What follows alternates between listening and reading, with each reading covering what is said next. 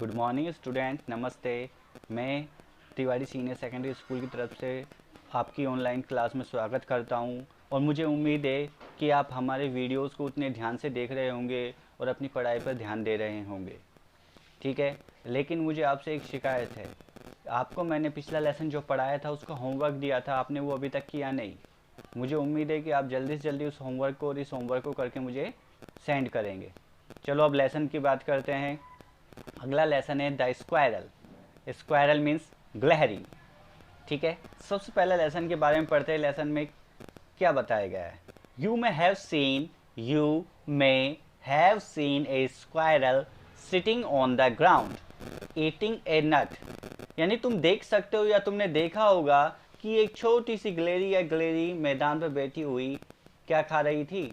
नट खा रही थी। नट यानी अखरोट या बादाम खा रही थी। What did it look like? वो किसकी तरह दिखती थी? ये कैसी दिखती थी?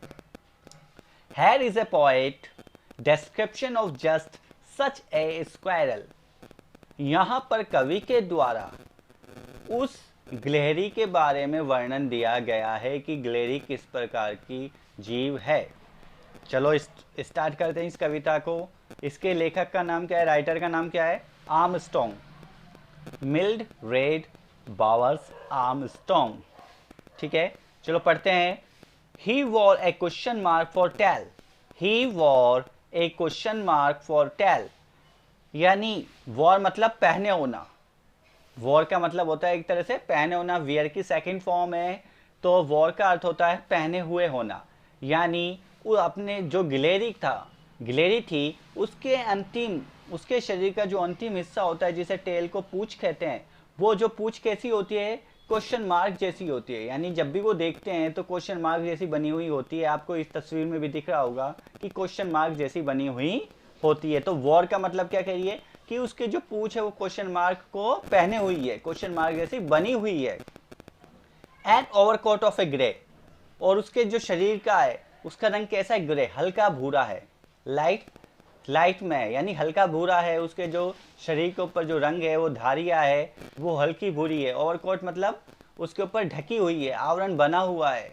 ठीक है, ध्यान से सुनना। He set up straight to eat a nut. He set up straight to eat a nut, यानी वो सीधे बैठकर क्या खा रही है? नट खाती है, अखरोट बादाम खाती है। सीधे बैठ के कैसे? यानी उसकी पूंछ तो क्वेश्चन मार्क बन के बनी हुई होती है और वो नीचे के दो पैरों से बैठ जाती है और ऊपर के दो हाथों से वो उस नट को खाती है, जैसा कि आपको इस तस्वीर में देखने को मिल रहा है। आगे देखते हैं। He liked to tease and play. उसे खेलना कूदना बहुत पसंद है। यानी जैसे आपने देखा होगा गिलहरियों को एक स्थान से दूसरे स्थान पर उछलती कूदती रहती है, पेड़ों पर भी ढालियों पर भी, इस तरह से वो खेलती कूदती रहती है।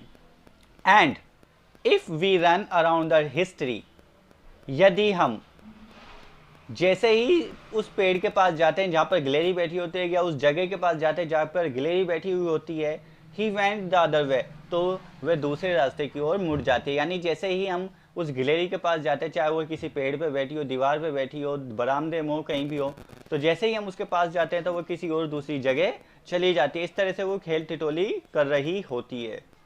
इस कविता में आर्मस्ट्रॉन्ग जी ने गिलहरी के बारे में बताया कि किस प्रकार की गिलहरी एक जीव है, किस तरह का उसका जीवन है, किस तरह वो खाती है, किस तरह का उसका रंग रूप है, किस तरह का उसका शरीर है, उसके बारे में वर्णन दिया गया है। और ये छोटी सी कविता है, मुझे उम्मीद है आपको ये समझ में आ गई होगी। अगले वीडियो में मैं इसके क्वेश्चन आंसर आपको भेजूंगा और जल्दी से जल्दी फर्स्ट लेसन के साथ साथ इस लेसन के भी क्वेश्चन आंसर आपको करके मुझे भेजने हैं। मुझे उम्मीद है कि आपको ये छोटी सी कविता समझ में आ गई होगी। इसमें ऐसी कोई इशू नहीं है जो आपको समझ में नहीं आया होगा। ठीक है, अगर आपको दिक्कत लगे तो आप मेरे पर्सनल नंबर पर मैसेज कर सकते हैं और मुझसे पूछ सकते हैं। ठीक है, धन्यवाद, थैंक यू।